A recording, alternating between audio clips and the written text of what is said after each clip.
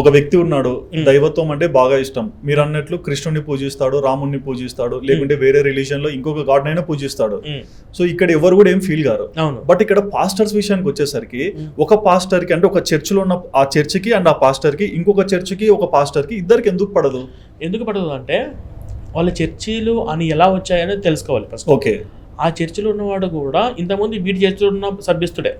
ఇప్పుడు for example వాడు కూడా వీడి దగ్గర పాస్టర్ ట్రైనింగ్ నేర్చుకున్నవాడు, లేదా అప్పుడప్పుడు బైబిల్ చెప్తూ ముందు వరుసలు కూర్చుకున్నవాడు అయి ఉంటాడు. ఉదాహరణకి ఏంటంటే ఇప్పుడు ఊర్లలో 5-6 చర్చిలు వస్తున్నాయి. 5-6 చర్చిలు ఎలా వస్తున్నాయి అంటే సార్, ఇప్పుడు ఫస్ట్ ఒక చర్చి ఉండి ఉంటుంది. ఒక చర్చిలో ఒక 10-20 మంది 30 మంది గ్యాదర్ అయి ఉంటారు. అందులో ఇద్దరు ఉన్నారు, చర్చిలోకి వెళ్ళేవాళ్ళు ఇద్దరు ఉన్నారు అనుకోస్తారు.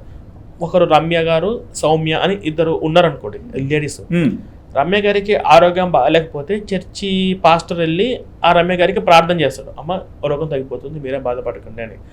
సౌమ్య గారికి ఆరోగ్యం బాగాలేనప్పుడు పాస్టర్ వచ్చి ప్రార్థన చేయడు అనుకోండి ఎగ్జాంపుల్.